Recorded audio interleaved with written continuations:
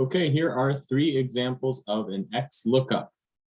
So let's say I have a table here with one column for fruits and the other column for what color those fruits are. So I can use an XLOOKUP to search for any fruit I want from this list and return the color of that fruit in this cell. So let's say I want to find out what the color of a lemon is. I'll put lemon here, that's what I'm looking for. And this is the cell I want the color of the lemon to be returned by the formula. So I'm going to type my XLOOKUP formula here. So equals XLOOKUP, open parentheses. So now it says lookup value. So this is the thing I'm looking for, a lemon. So I'll click on the cell with lemon, F2, then comma, lookup array. So this means the column, it could also be a row, but we're talking columns here. So the column of data where I am looking for lemon. So that would be right here. I can select just these values, or I could select the entire column.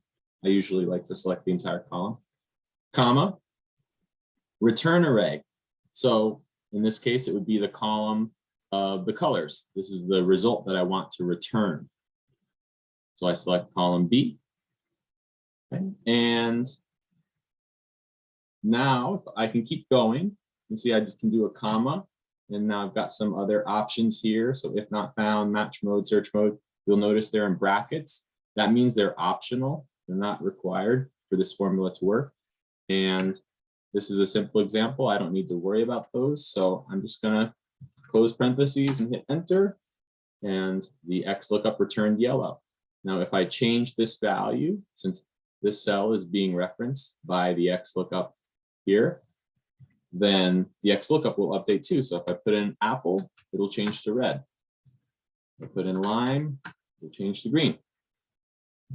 Here's another example. So let's say I'm having a party, and these are the people that I want to invite to the party, and I need to get their phone numbers. And let's say that here is my address book of all my friends. Some are being invited and some are not. So this is going to have the data I need.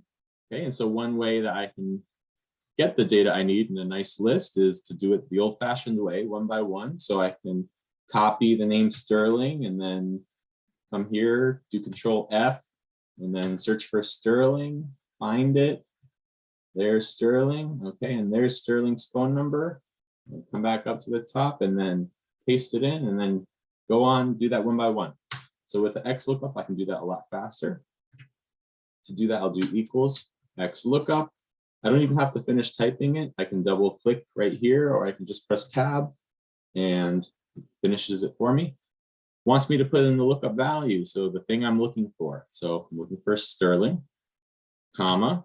Now, where am I looking for this? That's the lookup array. So I am looking for it in this column here, column F, comma, and then return array. Where's the column of data that I want to return when Excel finds Sterling?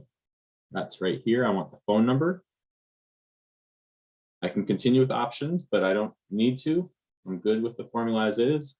I can just hit enter, and it pulls in Sterling's phone number, right? Ends with 8564. Sometimes I like to spot check the first one just to make sure I did it right. 8564 looks good. Now I can come down here to the bottom right-hand corner and double click, and it'll drop that formula down and pulls in everyone's phone numbers.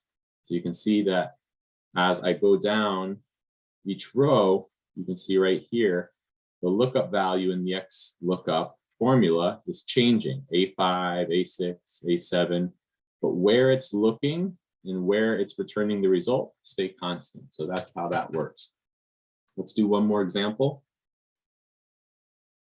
All right, so here's a case where I've got the list of the 20 most populous capital cities in the United States.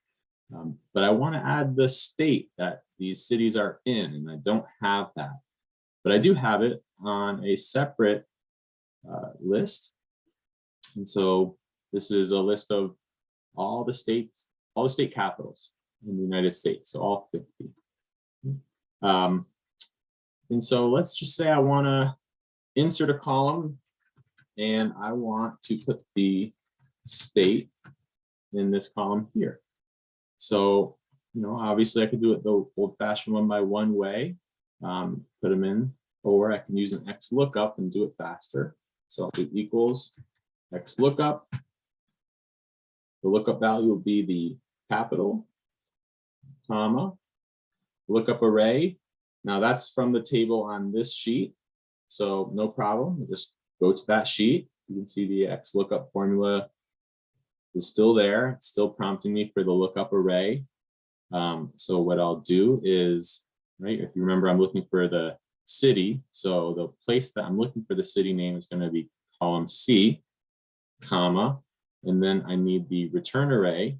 So I want to return the state. So I'll put column B, hit enter.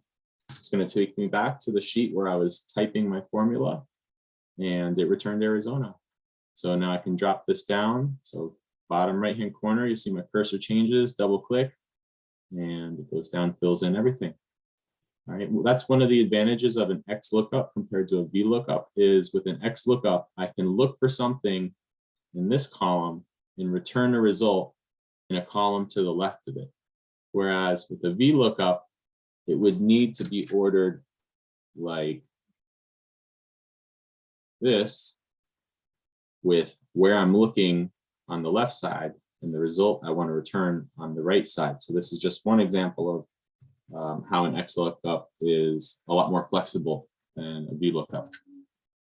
So that's it.